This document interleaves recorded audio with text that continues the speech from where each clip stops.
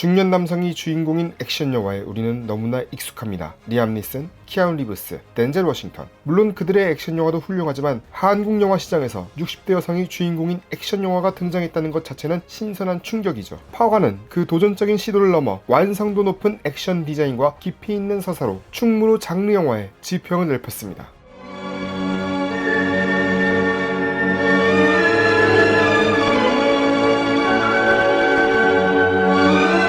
40여 년간 바퀴벌레 같은 인간들을 처리하는 조직 신성방역에서 활동한 레전드 킬러 조각은 이제 대무님이라 불리는 살아있는 전설인데요. 하지만 나이가 들면서 점차 한물간 취급을 받게 되죠. 젊고 혈기왕성한 킬러 투우가 신성방역의 새로운 일원으로 합류하고 그는 조각에게서 시선을 떼지 않습니다. 평생 조각을 쫓아온 투우는 알 수 없는 집착을 보이죠. 스승 류와 지켜야 할 것 만들지 말자고 약속했던 조각은 예기치 않은 상처를 입고 자신을 치유해준 수의사 강 선생과 그의 딸에게 남다른 감정을 느끼죠. 40년 동안 감정을 억누르며 살아온 조각에게 닥친 이 갑작스러운 변화는 조각의 삶을 뒤흔듭니다. 투우는 그런 낯선 조각의 모습에 분노하며 두 킬러 사이에 피할 수 없는 대결이 시작되죠. 이 대결은 단순한 직업적 경쟁을 넘어 깊은 인연과 비밀로 얽힌 두 사람의 숙명적 충돌입니다. 파가는 흠집이 난 과일을 의미하죠. 투우는 오래되고 멍든 파가를 보며 누가 같은 값 주고 이런 걸 사먹겠어요 라고 말하며 발로 짓밟는데요. 이 장면은 나이든 조각을 향한 직접적인 은유죠. 그러나 영화는 보기에는 그래도 맛은 똑같다는 메시지를 조각의 인생을 통해 보여줍니다.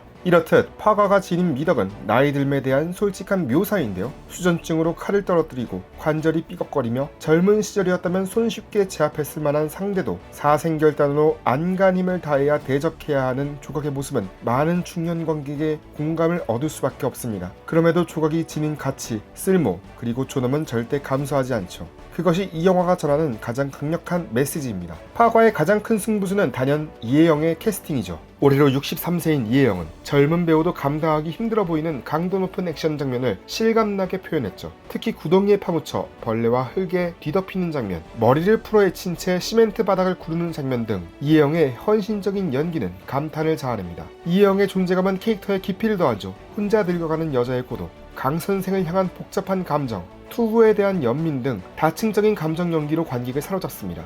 여기에 액션 디자인도 인상적인데요. 조각과 투우의 액션 스타일은 철저히 차별화됐죠. 60대 킬러 조각의 액션은 흐르듯 움직이지만 결정적인 순간에 단호해지는 물과 같고 투우는 감정이 격렬하고 매 순간 자신을 태우는 불과 같습니다. 이런 대비는 단순한 연출 기법이 아니라 인물의 본질을 드러내는 장치로 작용하죠. 한편 동명의 베스트셀러 소설을 원작으로 한 파가는 영화화 과정에서 상당 부분 각색됐습니다. 원작에서 내면적 고민이 만연체로 펼쳐지던 서술 방식을 영상으로 옮기기 위해 비선형적 플롯 구조를 채택했죠. 과거와 현재를 교차하는 편집은 때로는 매끄럽지 못한 지점이 있고 원작 팬들에게는 잘려나간 서사가 아쉬움으로 다가올 수 있는데요. 그러나 이런 선택이 영화만의 특별한 리듬과 호흡을 만들어낸 것도 사실이죠. 결국 파가가 보여주는 것은 단순히 늙은 여자 킬러의 이야기가 아닙니다. 모든 인간이 마주하게 될 노화와 쓸모에 관한 보편적 질문이죠. 어쩌면 우리는 모두 삶의 어느 시점에서 스스로를 파가라고 느낄 때가 있을 것인데요. 그러나 이 영화는 거친 상처와 흠집이 있더라도 그 속에 담긴 맛은 여전히 달콤하고 깊다는 것을 일깨웁니다.